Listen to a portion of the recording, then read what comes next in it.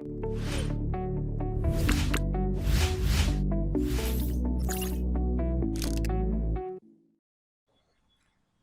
everyone, welcome back to Hygiene Innovation. இந்த வீடியோல நீங்க பார்க்கக்கூடியது எப்படி நாம ஒரு LCD நாம Arduino கூட இன்டர்ஃபேஸ் பண்ணலாம் அப்படிங்கறதான். பொதுவா 16x2 LCD வந்து Arduino கூட இன்டர்ஃபேஸ் பண்ணும்போது 4-bit மோட்ல தான் கனெக்ஷன்ஸ்லாம் கொடுப்பாங்க. அதே இதை நாம எப்படி கனெக்ட் பண்ணலாம், எப்படி ப்ரோக்ராம் எழுதலாம் அப்படிங்கறதான் வீடியோ ஃபுல்லுமே பாருங்க. First create a new circuit போய்க்குவோம்.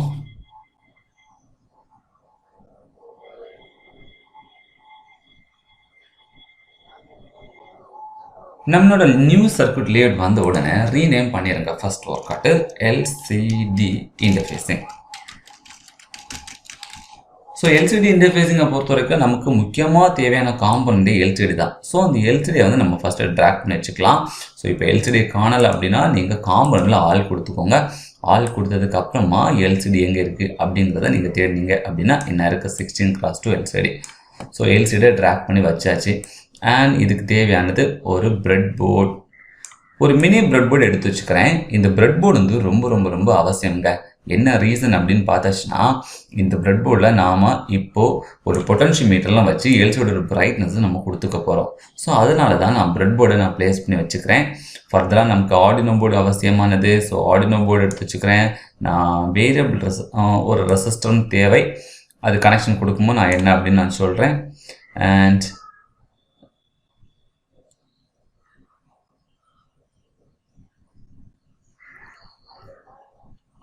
Arduino board எடுத்து வச்சுக்கிறேன்.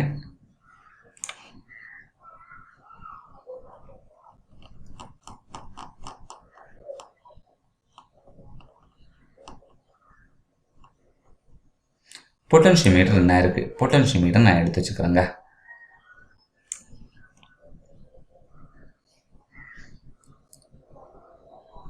ஓகே, ஆல்மோஸ்ட் நமக்கு தேவையான காம்பனன்ட்ஸ் கிடைச்சாச்சு. இப்போ நாம சர்க்யூட்டை கன்ஸ்ட்ரக்ட் பண்ண வேண்டியது தான் பாக்கி. நீங்கள் ஒரு LCD அப்படி எடுத்துட்டீங்கன்னா முதல் பின் பார்த்தீங்கன்னா கிரவுண்டு, அடுத்த பின் VCC.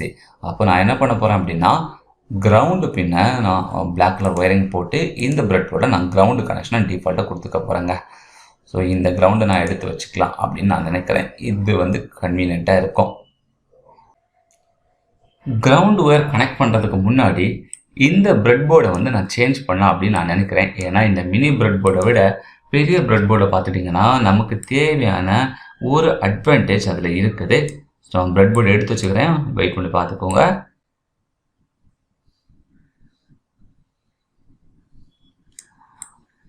ஸோ இந்த பிரெட் போர்டு தான் நமக்கு ஃப்ளெக்சிபிளாக இருக்கும். என்ன ரீசன் அப்படின்னு பார்த்தாச்சுன்னா இதில் ஒரே டெர்மினலில் நம்ம VCC கிரவுண்டை நம்ம ஈஸியாக வச்சுக்கலாம்.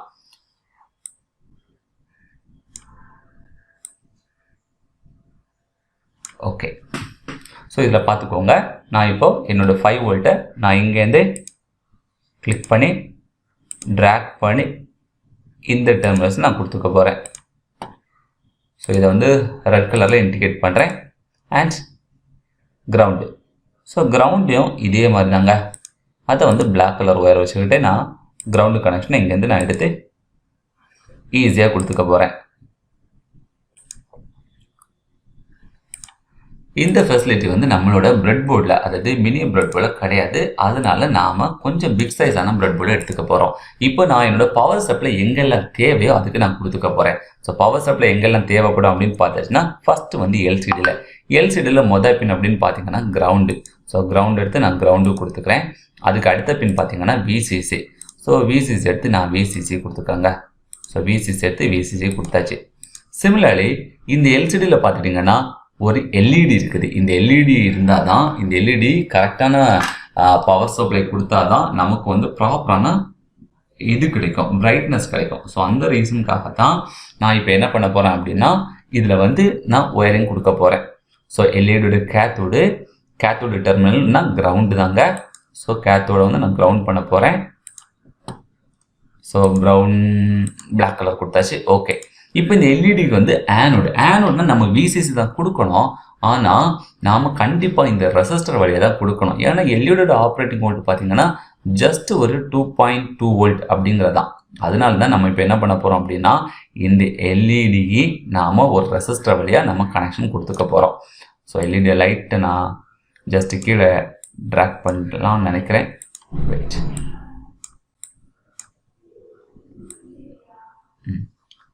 லைட்டை மூவ் பண்ணிக்கிட்டு இந்த ரெசிஸ்டரை எடுத்து இந்த மாதிரி கனெக்ட் பண்ணலாம் நான் நினைக்கிறேன். Okay fine.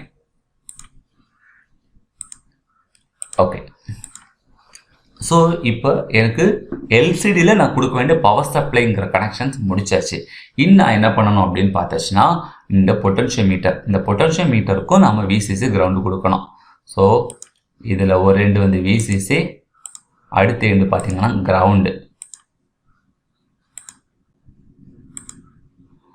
ஸோ பொட்டன்ஷியல் மீட்டரும் கொடுத்தாச்சு. இந்த பொட்டன்ஷியல் மீட்டர் வேல்யூ அப்படின்னு பார்த்தீங்கன்னா 10 kilo ohm. So 10 kilo ohm தான் நம்ம இருக்கணும். ஓகே, அதுக்கு அடுத்ததாக பார்த்துக்கிட்டிங்கன்னா இந்த பொட்டன்ஷியல் மீட்டரும் 3வது டெர்மினல். இந்த 3வது டெர்மினல் எங்கே வரும் அப்படின்னு பார்த்துக்கிட்டிங்கன்னா விடிடி அப்படிங்கிற டெர்மினல்ஸ்க்கு வரும்.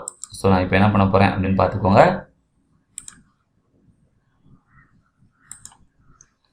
சாரி, விடிடி.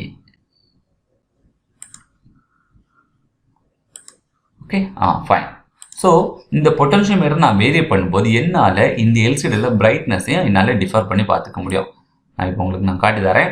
நான் இது வரைக்கும் கோடிங் எதுவுமே எழுதலை, ஆனால் சும்மா ஜஸ்ட் சிமுலேஷனை ஸ்டார்ட் பண்ணி இந்த பிரைட்னஸை நான் வேரி பண்ணி காட்டுறேன் உங்களுக்கு.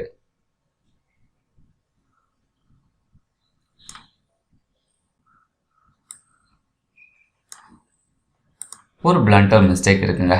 நான் இந்த கிரவுண்ட் ஏரியா வந்து இதில் வரும். ஓகே,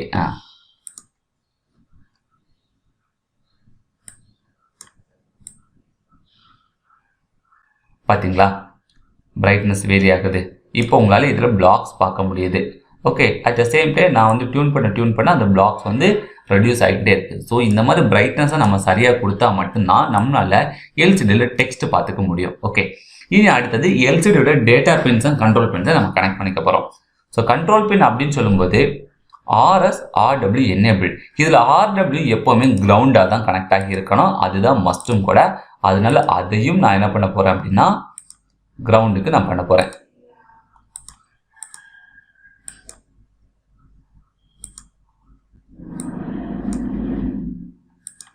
சிமுலேஷன் ஸ்டார்ட் பண்ணிக்கிறேன், கிரவுண்ட் பண்ணிக்க போகிறேன். ஓகே, ஸோ இனி ஆர்எஸை வந்து நான் D12 கனெக்ட் பண்ணலாம் அப்படின்னு நான் நினைக்கிறேன். ஸோ நீங்கள் எந்த பின்னில் வேணாலும் கனெக்ட் பண்ணிக்கலாம், பட் நீங்கள் அதுக்கேற்ற மாதிரி ப்ரோக்ராம் எழுதணும். நான் ஏற்கனவே ப்ரோக்ராம் வந்து டைப் பண்ணி தாங்க வச்சுருக்கேன். அது ரொம்ப சிம்பிள். நான் இதை வந்து நான் திருப்பி எக்ஸ்பிளைன் பண்ணலாம். நான் இப்போ D12 ஆரம்பித்து இதை ஆர்எஸ் கொடுக்க போகிறேன்.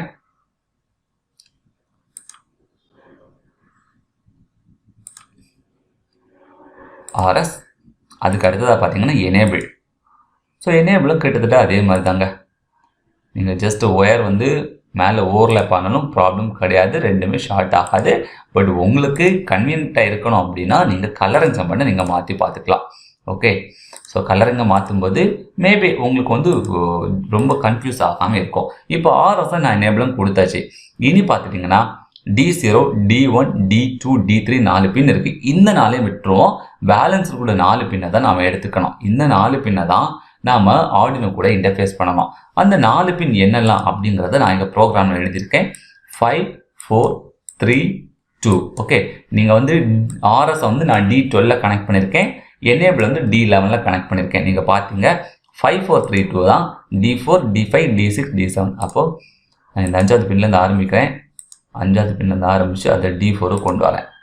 ஓகே, கலர்ஸை வந்து நான் ஒரு ஓகே ப்ளூ கலருக்கு வச்சுக்கிறேன்.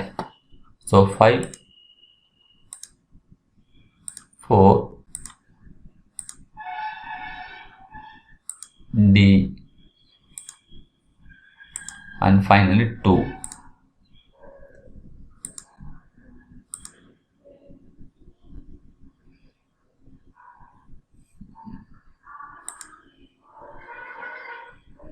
ஓகே, ஸோ கனெக்ஷன்ஸ் வந்து நான் கம்ப்ளீட் பண்ணியாச்சு. ஸோ இந்த கனெக்ஷன் தான் நீங்கள் பண்ணி ஆகணும், இல்லைன்னா நீங்கள் ப்ரோக்ராமில் சேஞ்ச் பண்ணணும். நீங்கள் எப்படி கனெக்ட் பண்ணுறீங்களோ ப்ரோக்ராம் சேஞ்ச் பண்ணணும். இது நம்ம கோடிங் செக்ஷனுக்கு போயிடும். கோடிங்கில் நான் ஏற்கனவே ப்ரோக்ராம் எழுதி வச்சுருக்கேன். டிஃபால்ட் இருக்க ப்ரோக்ராமை நாம் ரீப்ளேஸ் பண்ணோம். ஆனால் அதுக்கு முன்னாடி நீங்கள் ஞாபகம் வச்சுக்க வேண்டியது நீங்கள் எப்போ எல்சிடி யூஸ் பண்ணுறீங்களோ அப்போது எல்சிடிக்கு உண்டான லைப்ரரி நீங்கள் ஆட் பண்ணணும். Okay, hash include. ஸோ இப்படி கொடுத்தாலே ஆட்டோமேட்டிக்காக நம்ம லைப்ரரி ஆட் ஆயிரும். ஓகே, ஸோ லைப்ரரி ஆட் பண்ணால் தான் நமக்கு ஒர்க் ஆகும். நீங்கள் லைப்ரரி ஆட் பண்ணாமல் இந்த மாதிரி டைப் பண்ணாலும் டிஃபால்ட்டாக லைப்ரரி ஆட் ஆக தான் செய்யும். பட் ஞாபகம் வச்சுக்கோங்க, லிக்விட் கிறிஸ்டல் டாட் ஹெச்ங்கிற லைப்ரரியை வச்சு தான் இங்கே எல்லாமே ரன் ஆகுது. நான் இப்போ என்ன பண்ணியிருக்கேன் அப்படின்னா, எல்சிடியில் ஃபஸ்ட்டு ரோ ஃபஸ்ட்டு காலமில் இருக்குது. இது வந்து 0 1, இது வந்து 0th ரோ. ஏன்னா எப்போவுமே டிஜிட்டல்லாம் 0ல தான் ஆரம்பிக்கும். 0th ரோ ஃபஸ்ட்டு ரோ அந்த மாதிரி சொல்கிறாங்க.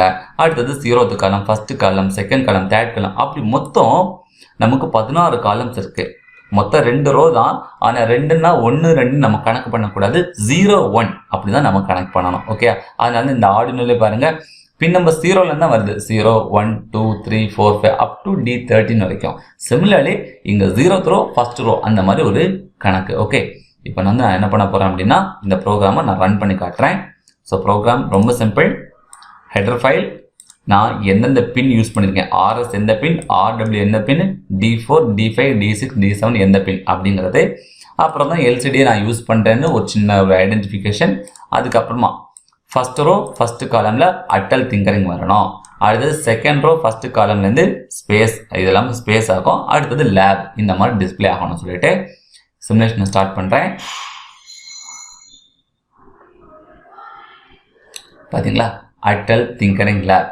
இப்போ நான் அந்த பிரைட்னஸை டிக்ரீஸ் பண்ணும்போது பாருங்கள், உங்களுக்கு எல்சிடியில் தெரியக்கூடிய, அதாவது டிஸ்பிளே ஆகக்கூடிய கண்டென்ட்டோட பிரைட்னஸ் டிஃபர் ஆகுது. பார்த்தீங்களா, ஸோ இதுக்காக தான் இந்த பொட்டன்ஷியோமீட்டர் வந்து ரொம்ப ரொம்ப ரொம்ப முக்கியமானது அப்படின்னு சொல்கிறது. ஸோ பொட்டன்ஷியோமீட்டரை கண்டிப்பாக நீங்கள் பயன்படுத்துங்க. இப்போ நான் வந்து கண்டென்ட்டை வந்து சேஞ்ச் பண்ணேன். சிமுலேஷனை ஸ்டாப் பண்ணிட்டு அட்டல் திங்கரிங் லேப். ஓகே, ஒரு டிலே கொடுக்குறேன். மறுபடி டிலே ஆஃப் ஒரு 3000 வச்சுக்கிறேன். 3000 வச்சுக்கிட்டு LCD dot clear. LCD dot கிளியர்னா எல்சிடியில் இப்போ இருக்கக்கூடிய கண்டென்ட் கிளியர் ஆகும். ஓகேயா, அப்போ அந்த கிளியர் ஆனதுக்கு அப்புறமா மறுபடியும் என்ன டிஸ்பிளே பண்ணலாம் அப்படின்னு நம்ம பார்த்துச்சுன்னா, அட்டல் திங்கரிங் லேப் ஐஜன் இன்னோவேஷன். ஸோ நான் ஐஜன் இன்னோவேஷன் அப்படின்னு நான் டைப் பண்ணியிருக்கேன். ஃபார் STEM எஜுகேஷன் அப்படின்னு நான் டைப் பண்ணுறேன். ஓகே, இப்போ இதுவும் எவ்வளோ நேரம் டிஸ்பிளே ஆகணும் அப்படிங்கிறத நாம் முடிவு பண்ணணும். ஸோ டிலே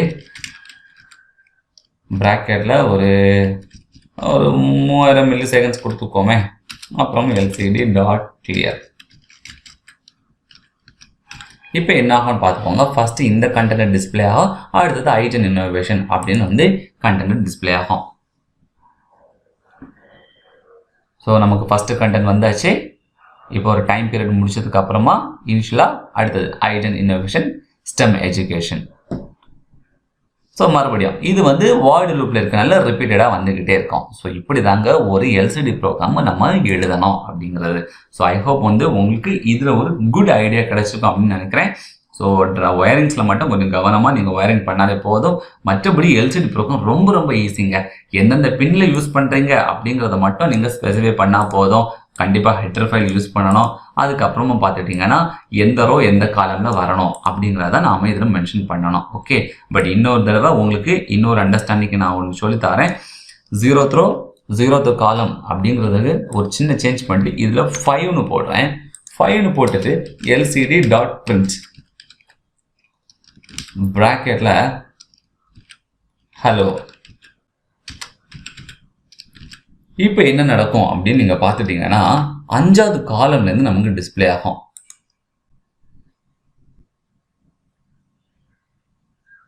பார்த்துக்கோங்க, பார்த்தீங்களா, 5வது காலம்லேருந்து இது எல்சிடி டாட் கிளியர் இருக்கனால அது தேவையில்லாமல் நமக்கு இடைஞ்சல் பண்ணிட்டே இருக்கு. ஏன்னா ஹலோ வந்த உடனே எல்சிடி கிளியர் ஆகுது. பார்த்துக்கோங்க, 0 1 2 3 4 5. ஸோ 0th ரோ 5th காலம்லேருந்து நமக்கு கண்டென்ட் வரணும் அப்படின்னா நாம் இந்த மாதிரி சூஸ் பண்ணிக்கலாம். ஸோ எந்த ரோ எந்த காலம் அப்படிங்கிறத நீங்கள் தான் முடிவு பண்ணணும். இதே இதை நான் 1 அப்படின்னு கொடுத்தா என்ன நடக்குதுன்னு பாருங்கள், செகண்ட் ரோக்கு வர ஆரம்பிச்சிடும். ஸோ ஹலோ வந்து செகண்ட் ரோ. ஸோ இந்த எல்சிடி டாட் செட் கர்சரை வந்து நீங்கள் அந்த மாதிரி அண்டர்ஸ்டாண்ட் பண்ணிக்கலாம். எந்த ரோ எந்த காலம் வந்து நாம் இங்கே சூஸ் பண்ணுறோம். எல்சிடி டாட் பிரிண்ட்டில் வந்து நம்ம என்ன டெக்ஸ்ட் கொடுக்குறோமோ அது வந்து நீங்கள் கர்சருக்கு அதுக்கப்புறமா அது அப்படியே பிரிண்ட் ஆக ஆரம்பிச்சிடும். அதனால ப்ரோக்ராம் எழுதும்போது ஒவ்வொரு லைனையும் அண்டர்ஸ்டாண்ட் பண்ணி எழுதுங்க. ஐ ஹோப் உங்களுக்கு இதில் ஒரு குட் ஐடியா கிடைச்சவங்க நினைக்கிறேன். Thank you so much.